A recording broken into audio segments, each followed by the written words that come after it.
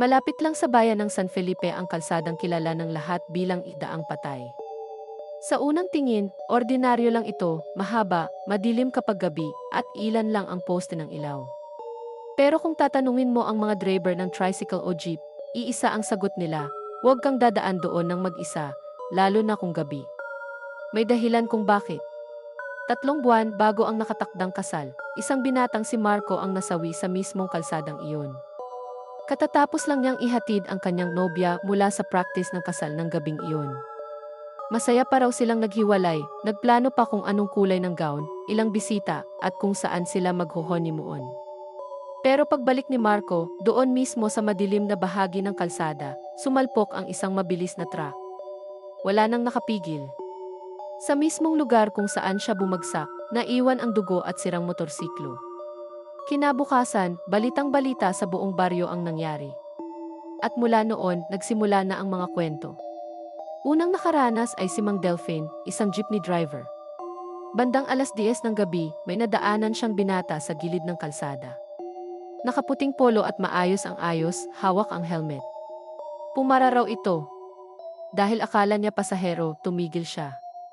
Paglingon niya sa salamin, wala naman siyang nakitang sumakay. Nagsimulang manindig ang balahibo niya. Pagdating sa tapat ng simbahan, halos hindi na siya makahinga. Makalipas ang ilang linggo, isang grupo naman ng kabataan ang dumaan sa daang iyon matapos ang inuman. Habang naglalakad, nakarinig sila ng mahina pero malinaw na tinig.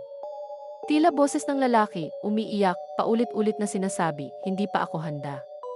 Ikakasal pa ako.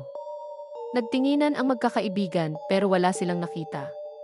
Nang bilisan nila ang lakad, narinig nilang may humahabol na yabag sa likod nila, pero sa tuwing lilingon sila, walang tao. Pag-uwi nila, lahat sila nilagnat at nagkasakit ng ilang araw. Ang sabi ng matatanda, dinalaw sila ng kaluluwa na hindi matahimik. Pinakamatindi ang kwento ng mismong nobya ni Marco, si Ana. Isang gabi, halos 3 buwan matapos ang aksidente, araw sana ng kasal nila, nakita raw niya si Marco. Nakaupo sa harap ng kanilang bahay, nakangiti, suot ang paboritong puting polo. Hindi siya nagsalita, pero tumingin lang sa kanya ng matagal. Nang kumurap si Ana, nawala ito. Kinabukasan, isinugod siya sa ospital dahil sa matinding pagkahilo at pagkabalisa. Hanggang ngayon, alam niyang hindi pa rin matahimik si Marco. Marami pa ang sumunod na kwento. Driver na nakakita ng binatang nakatayo sa gitna ng kalsada, pero biglang naglaho bago masagasaan. Mga pasaherong nakakaramdam na maikasama sila sa jeep kapag dumadaan sa lugar. At mga naglalakad na nakakarinig ng mahina, ngunit malinaw na hikbi ng isang lalaki. Walang nakapagsasabi kung bakit patuloy na nagpapakita si Marco. Ang sabi ng matatanda, hindi raw siya matahimik dahil hindi natuloy ang kasal. May iba namang naniniwala na hindi siya makaalis sa mundong ito dahil biglaan ang kanyang kamatayan, wala siyang oras magpaalam. Hanggang ngayon, kung dadaan ka sa kalsadang iyon sa 10 oras ng gabi, baka marinig mo rin ang mga yapak o mahina niyang iyak.